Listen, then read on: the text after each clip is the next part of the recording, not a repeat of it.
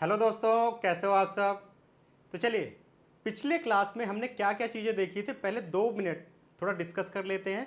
उसके बाद फिर हम डिस्कस करेंगे कि नेक्स्ट हमें क्या करना है। पिछले क्लास में हमने देखा इंटरेस्ट, कि अगर फर्म ऑनर से पैसे ले रही है, एज ए लोन ले रही है, एज ए कैपिटल ले रही है, तो उन पर इंटरेस्ट किस तरीके से देंगे।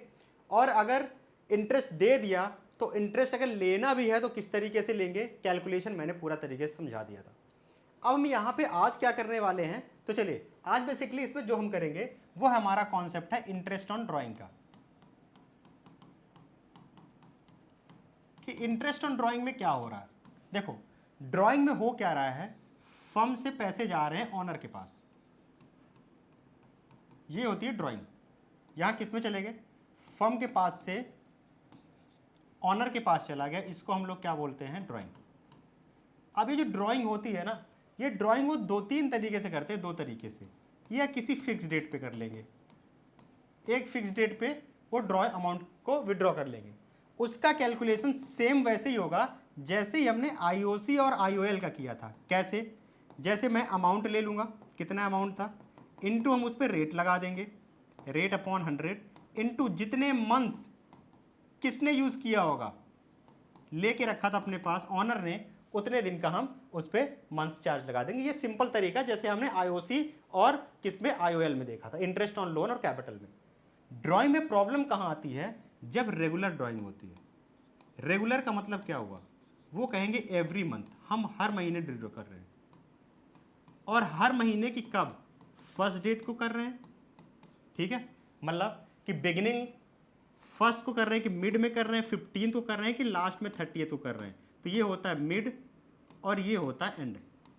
मतलब हर महीने विड्रॉ करते चले जा रहे हैं। तो क्या होगा, इस तरीके से अगर वो एवरी क्वार्टर कर रहे हैं तो, अब एवरी क्वार्टर में क्या होता है, क्वार्टर 3 महीने का होता है। हर 3 महीने में कब कर रहे हैं, बिगिनिंग में कर रहे हैं तो क्या होगा, एंड में कर रहे हैं तो क्या होगा, और अगर मिड में कर रहे हैं तो क्या होगा। अगर इस तरीके के क्वेश्चंस आते हैं तो क्या करेंगे, ये तो सिंपली उसी की तरह होगा।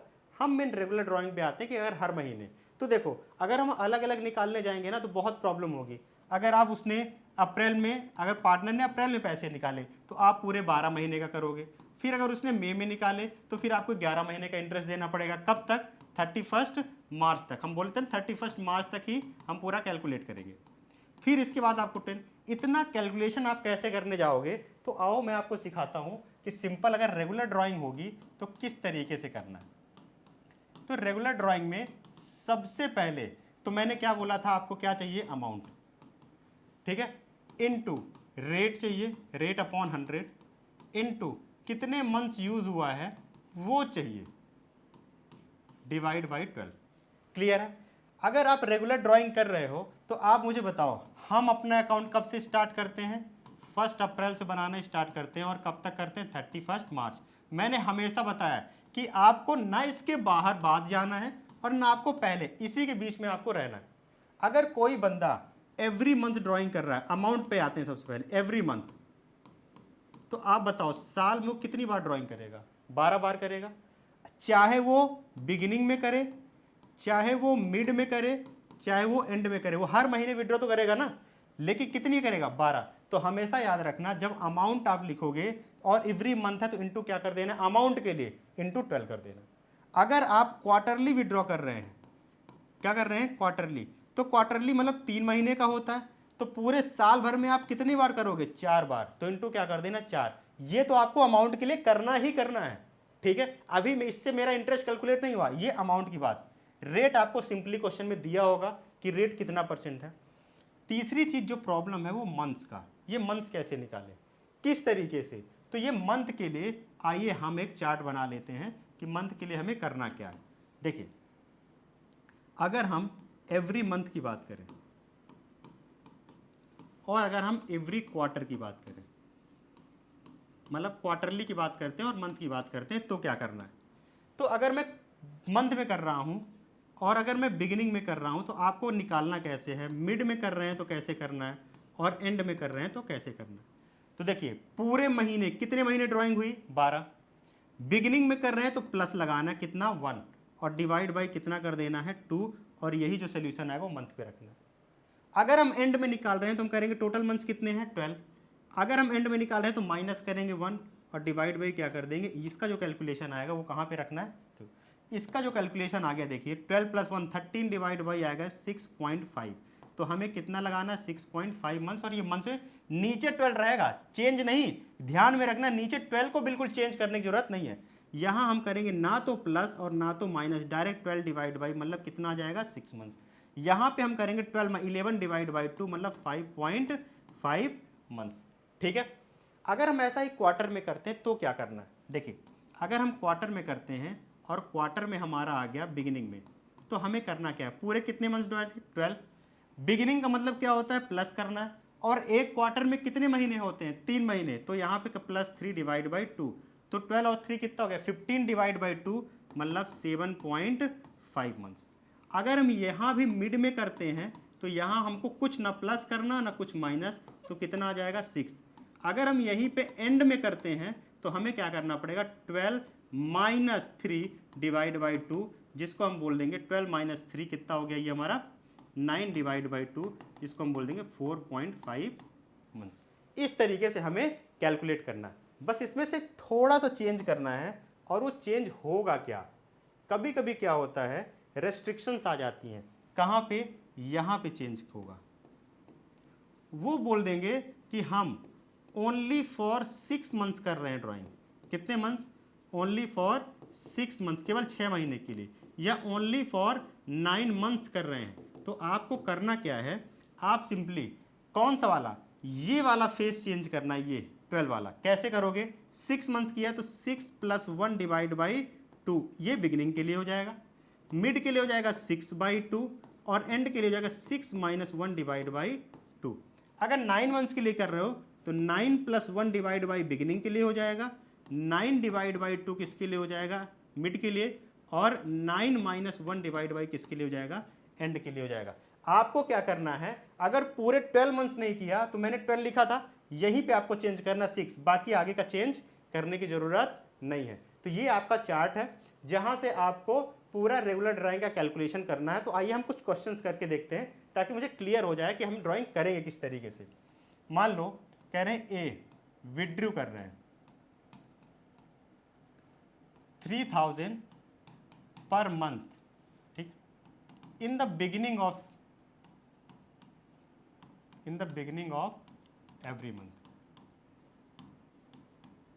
हम दूसरा केस सब कुछ यही ले लेते हैं, बिगिनिंग की जगह एंड लगा देते हैं और यहाँ पे मिड लगा देते हैं, ठीक है, अमाउंट सेम है। कैसे, आओ एक ही, सबसे पहले अमाउंट लो, अगर मैं 3000 पर मंथ कर रहा हूँ तो पूरे 12 महीने में कितने हो गए, तो 3000 × 12, ये हो गया हमारा अमाउंट, इनटू रेट ले लीजिए 7% पर एनम, कितना 7%, तो कितना हो गया 7/100, इनटू जब हम मंथ्स का कैलकुलेशन जाएंगे, क्या मैंने पूरे 12 महीने ड्राइंग की, यस, ठीक है, बिगिनिंग में कर रहे हैं तो +1 डिवाइड बाई 2, कितना आंसर आ गया 6.5, ऊपर रखेंगे 6.5, नीचे 12 में कोई चेंज नहीं करना, यहाँ से पॉइंट हटाया तो एक 0 बढ़ गया।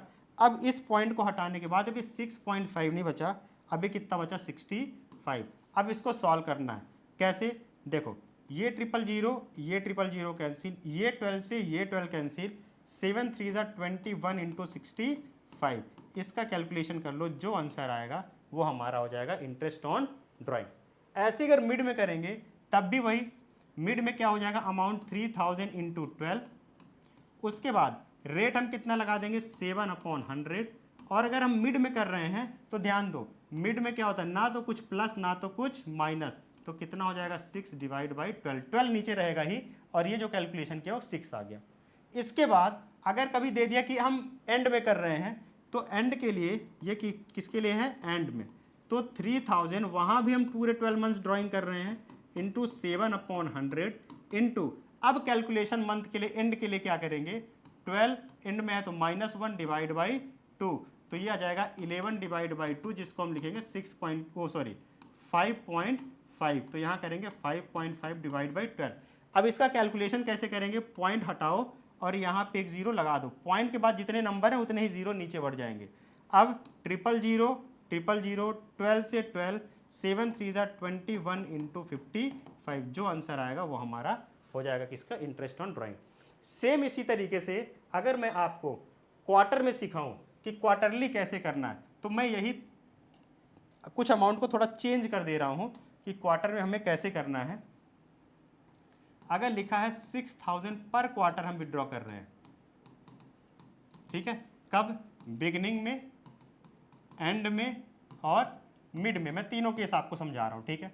इंटरेस्ट रेट इसका है 6% पर एनम का, ड्राइंग का। तो कैसे करोगे, सुनो, पहले हमारा फॉर्मूला क्या है, अमाउंट करो इनटू रेट अपॉन 100 करो इनटू मंथ्स करो कितना यूज किया है मैंने और डिवाइड बाई कितना कर दो, 12 कर दो। अमाउंट कैसे, देखो पर क्वार्टर, एक क्वार्टर कितने महीने का, 3, तो पूरे 12 महीने के लिए कितना इंटू 4 कर दो, तो आ जाएगा कितना, 12। तो पूरे 12 के अमाउंट को 6000 इंटू कितना कर देंगे, 4। रेट कितना है 6%, तो 6/100 इंटू, अब ये मंथ का जो कैलकुलेशन होता है, ये मंथ का कैलकुलेशन हम तीनों में करेंगे। पहले तो हम बिगिनिंग में करेंगे, पूरे 12 महीने किया, +3 बिगिनिंग में, डिवाइड बाई 2, तो 12 और 3 कितना हो गया, 15 डिवाइड बाई 2, तो 7.5, तो यहाँ करेंगे 7.5 डिवाइड बाई 12, ठीक है। पॉइंट यहाँ से हटा देना, ये पॉइंट हट जाएगा, और जैसे ये पॉइंट हटा तो यहाँ पे देखना 75 लिख देना और एक जीरो नीचे, पॉइंट के बाद जितने नंबर उतने जीरो, 000 कैंसिल, 000 कैंसिल, और यहाँ 4 1 जा 4 3 जा 12, 3 1 जा 3 2 जा 6 2 जा 12 आ गया इंटू 75, ये आंसर आ जाएगा हमारा मल्टीप्लाई करने पे। अगर हम यही चीज़ मिड में करें तो मिड में 12 डिवाइड बाई 2 तो हमेशा 6 ही आता है, और अगर मैं एंड में इसी चीज़ की बात करूं तो ये आ जाएगा 12 - 3 डिवाइड बाई 2, जिसको हम 9/2 कर देंगे। ये है हमारा कॉन्सेप्ट किसका, इंटरेस्ट ऑन ड्राइंग का। तो हम यहाँ पे कैसे करेंगे, अगर मुझे मिड के लिए निकालना है तो करेंगे 6000 इंटू 4 तो करना ही करना है अमाउंट के लिए, इंटू 6/100 कर दो, और उसका मिड के लिए कितना मंथ्स आया, 6, और नीचे 12 रहेगा ही रहेगा। अगर हम यही चीज़ सेम चीज़ एंड के लिए कैलकुलेट करें तो एंड के लिए हमें कैसे कैलकुलेट करना है, 6000 इंटू 4 इंटू 6/100 कर देंगे, और इंटू यहाँ पे ये वाला मंथ्स करेंगे, 9/2 करो तो आ जाएगा 4.5 डिवाइड बाई 12। इस तरीके से कैलकुलेट करके ये हमारा पूरा कॉन्सेप्ट किसका है, इंटरेस्ट ऑन ड्राइंग का। आई थिंक आपको इंटरेस्ट ऑन ड्राइंग अच्छा लगा होगा। आइए अब हम देखते हैं कि अगर फर्म को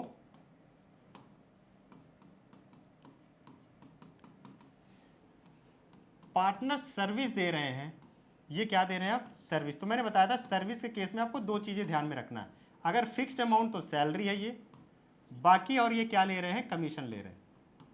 तो कैसे कैलकुलेट करें, क्या चीज़, सैलरी और कमीशन। तो सैलरी और कमीशन में सैलरी जो होती है वो फिक्स्ड होती है, तो अगर उन्होंने बोल दिया पर मंथ है 2000, तो आप बताइए हम पूरे साल का अकाउंट बना रहे हैं कि नहीं, क्योंकि मैं पहले बार बार ये चीज़ आपको समझा रहा हूँ कि 1 अप्रैल से 31 मार्च तक इसके आगे नहीं जाना, और अगर पर मंथ है, मुझे कोई डेट नहीं दिया तो हम मानेंगे पूरे 12, तो ये सैलरी कितनी हो जाएगी, 24। अगर मुझे पर क्वार्टर दे दिए कि 6000 पर क्वार्टर, तो इंटू 4 करेंगे कितना आ जाएगा, 24, पूरे साल की सैलरी आ जाएगी। अगर मुझे पर एनम लिख दिया या फिर पर ईयर लिख के दे दिए, फिर हमें कुछ भी करने की जरूरत नहीं, अगर लिख दिया 60,000 तो ये 60,000 ही हमारा टोटल अमाउंट हो जाता है। ये हम किसकी बात करेंगे सर्विसेज में, अगर सैलरी दे रहे हैं तो। अगर फर्म कमीशन दे रही है तो कमीशन में दो चीज़ें होती है। कमीशन जो डिपेंड करता है वो कभी कभी वो कमीशन सेल्स पे होता है कि भाई जितना आप सेल करोगे, पार्टनर बोलता है जितना फर्म सेल करेगी उसका हम 2% कमीशन ले लेंगे। कितना कमीशन ले लेंगे, 2%। हम एग्जांपल लेते हैं, फर्म ने सेल किया 60 लाख, तो डायरेक्ट निकाल दो ना, 2% मांग रहा है, 2/100 परसेंटेज निकालो डायरेक्ट। ये किया कितना, 1 2 3 4 0 कॉपी, 2 6 12, मतलब वो कितना कमीशन लेंगे, 1,20,000। प्रॉब्लम कहाँ है, यहाँ पे ज़्यादा कैलकुलेशन होती है जब प्रॉफिट के केस में। अब देखिए प्रॉफिट क्या होता है, प्रॉफिट क्या होता है, जब बाहर से पैसा आ रहा है उसको हम बोलते हैं इनकम, और हमारे फर्म से वो पैसा जा रहा है उसको हम क्या बोलते हैं, एक्सपेंस। जब हम इनकम मेरी हायर हो जाए, आने वाला अमाउंट ज़्यादा हो जाए और जो जाने वाला अमाउंट वो कम हो, उस केस को हम बोलते हैं क्या हो गया मुझे, प्रॉफिट। और इसी प्रॉफिट में से क्या देना पड़ता है, कमीशन। क्या देना पड़ता है इसी प्रॉफिट में से? कमीशन। तो इसमें हो क्या रहा है, क्यों हम कमीशन दे रहे हैं, वो पहले देख लेते हैं। आओ सबसे पहले तो प्रॉफिट के बारे में समझ लेते हैं। देखो होता क्या है कि हम सबसे पहले कैलकुलेट करते हैं नेट प्रॉफिट। नेट प्रॉफिट क्या होता है? जितनी भी हमारी इनकम होती हैं और जितने भी हमारे एक्सपेंसेस होते हैं, जो भी हम खर्चे करते हैं, ठीक है, जो भी फर्म एक्सपेंस कर रही है, खर्चे कर रही है, इसको जब आपस में ये जब मोर देन इससे हो जाए तो इसी को हम क्या बोलते हैं? Net profit. और इसमें जितने भी खर्चे होते हैं सब कंपलसरी वाले होते हैं। कंपलसरी का मतलब जिसको करना ही करना है, इसमें कोई चांसेस नहीं है कि फर्म इसको देगी ही नहीं। तो जो भी लॉस, जो भी एक्सपेंसेस होंगे वो सब कंपलसरी वाले होंगे, ठीक है। तो ये हमारा क्या जनरेट करता है? Net profit. फिर इसी नेट प्रॉफिट से हम पार्टनर को आईओसी देते हैं, इसी नेट प्रॉफिट से हम पार्टनर को सैलरी भी देते हैं, इसी वाले नेट प्रॉफिट से हम पार्टनर को कमीशन भी देते हैं, इसी नेट प्रॉफिट से कुछ फर्म्स रिजर्व्स भी रखती हैं अपने पास में, ठीक है।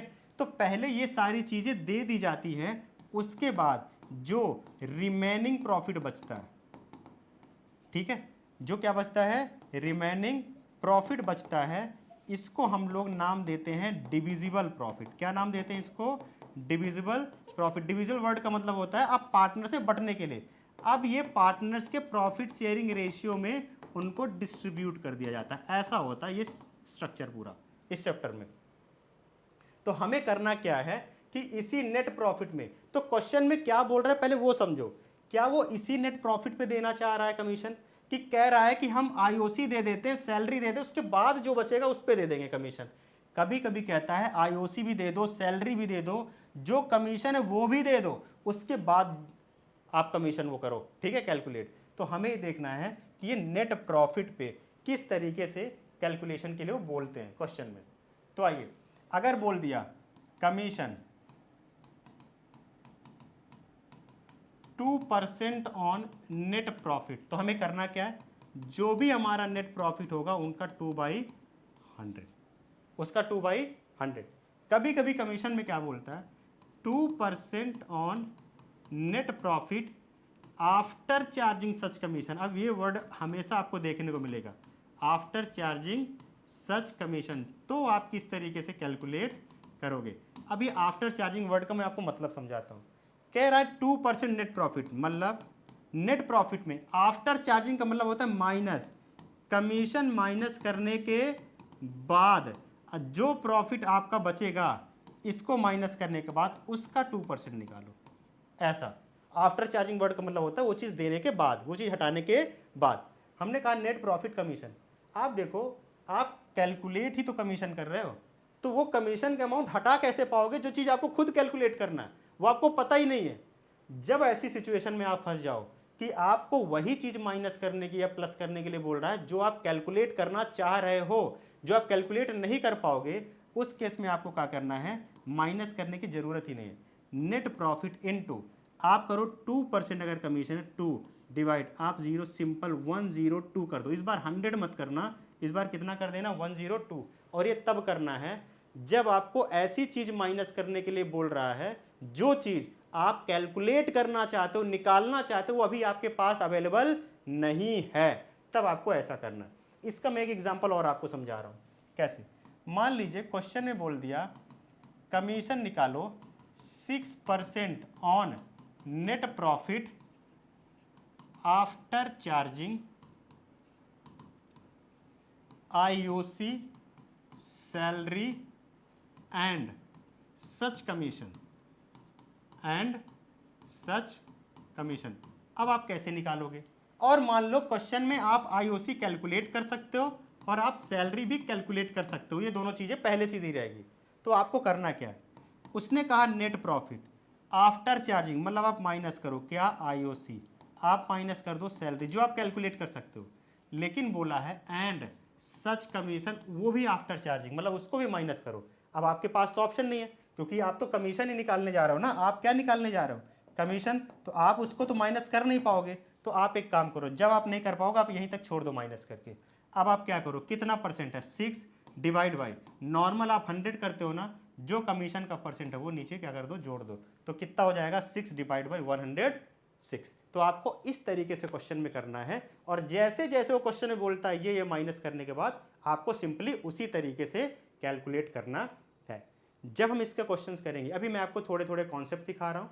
जैसे ही मैं आपको मैंने IOL सिखा दिया कैसे कैलकुलेट करते हैं, IOC सिखा दिया, IOD सिखा दिया, सैलरी सिखा दिया और कमीशन भी आपको मैंने बता दिया। अब मैं आपको केवल और केवल कॉन्सेप्ट में क्वेश्चन पे चीजें रखना सिखाऊंगा।